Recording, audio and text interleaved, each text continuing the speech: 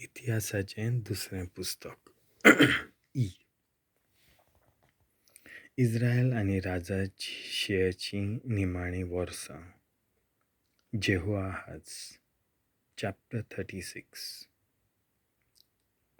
उपरांत 10 लोकांन जोसियाच्या पुताक जेहोआहाजाक व्हेलो आनी ताच्या बापाय फाटल्यान ताका जेरुसलेमांत राजा केलो. सोदरेर आयलो तेन्ना जेहोआहाजाक 23 वर्सां आसलीं आनी जेरुसलेमांत ताणें 3 म्हयने राजवटकी चलयली. इजिप्ताच्या राजान ताका जेरुसलेमांत सोदरे वयलो निकलायलो आनी देसाचेर 100 किरक्यार रुपें आनी 1 किरकार भांगार कर कसो घालो. त्या उपरांत इजिप्ताच्या राजान ताच्या भावा एलियाकीमाक जुडाचो आनी जेरुसलेमाचो राजा केलो आनी ताचें नांव बदलून ताका जेहोयाकीम म्हूण नांव दिलें. इजिप्ताच्या राजान नेकोन ताच्या भावा जेहोआहाजाक व्हेलो आनी इजिप्तांत हाडलो. जेहोयाकीम सोदरेर आयलो तेन्ना जेहोयाकीमाक 25 वर्सां आसलीं आनी जेरुसलेमांत ताणें 11 वर्सां राजवटकी चलयली. सर्वेस्परा आपल्या देवा मुखार ताणें वायट तें केलें. बाबिलोनियेचो राजा नेबुकादनेझारान ताचेर आक्रमण केलें, ताका सांखळेनी बांदलो आनी ताका बाबिलोनियेंत व्हेलो. सर्वेस्पराच्या मंदिरांतल्योय थोड्यो वस्तू नेबुकादनेझारान राजान बाबिलोनियेंत व्हेल्यो आनी बाबिलोनियेंत आपल्या राजमहालांत दवरल्यो. जेहोयाकीमाचो उरलेलो इतिहास, लुजेच्यो वस्तू ज्यो ताणें केल्यो आनी हाका लागून ताचेर कसलो परिणाम जालो हें सगळें इस्रायलाच्या आनी जुडाच्या राजांच्या पुस्तकार बरयलेलें आसा. ताचो पूत जेहोयाकीन ताचे फाटल्यान सोदरेर चडलो. जेहोयाकीन सोदरेर आयलो तेन्ना जेहोयाकीनाक 18 वर्सां आसलीं आनी ताणें जेरुसलेमांत 3 म्हयने आनी 10 दीस राजवटकी चलयली. सर्वेस्पराचे नदरे मुखार वायट तें ताणें केलें. सर्वेस्पराच्या शेवटाक नेबुकॅदनेझार राजान ताचेशीं मनीस धाडले आनी ताका बाबिलोनियेंत व्हेलो आनी तेच परी सर्वेस्पराच्या मंदिरांतल्यो मोलाच्यो वस्तू आनी ताच्या भावा जेडेकियाक जुडाचो आनी जेरुसलेमाचो राजा केलो. जेडेकिया सोदरेर आयलो तेन्ना जेडेकियाक 21 वर्सां आसलीं आनी जेरुसलेमांत ताणें 11 वर्सां राजवटकी चलयली. सर्वेस्परा आपल्या देवा मुखार वायट तें ताणें केलें. सर्वेस्पराच्या नांवान उलयतल्या जेरेमियासा मुखार तो खालतो जावंक ना.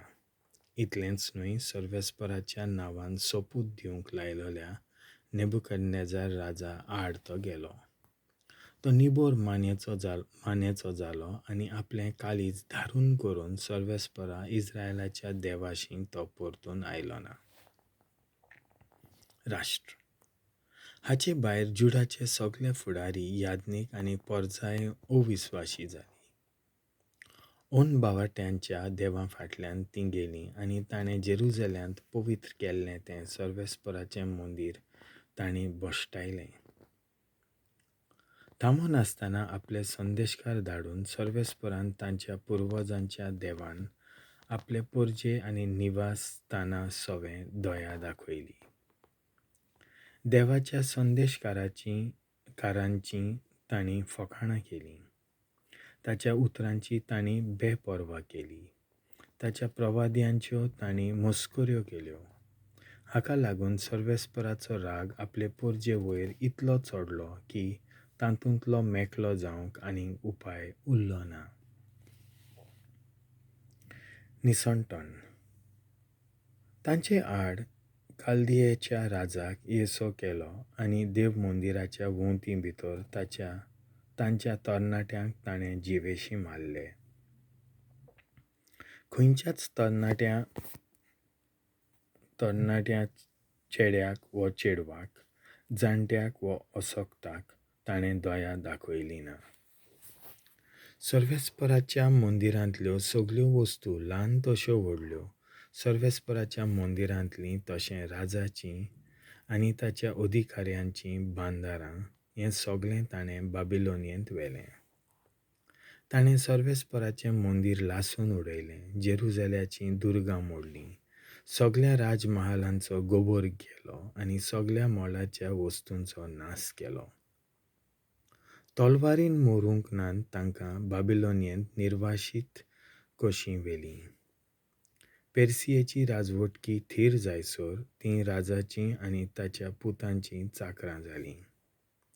अशें जेरेमायास बाखणारा उदेशीं सांगलोलें तें खरें जालें.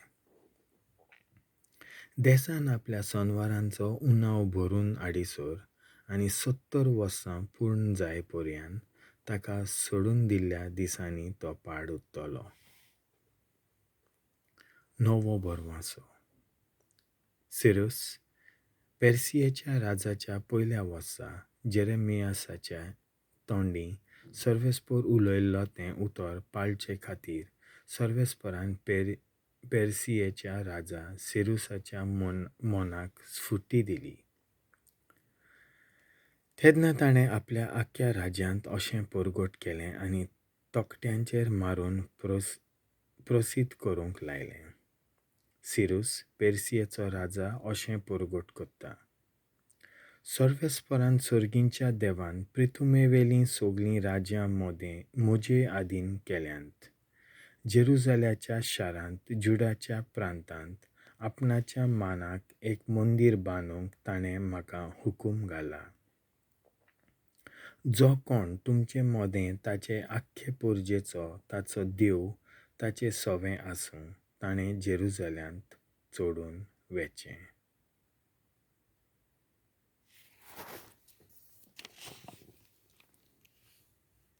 देवाचें उतर हें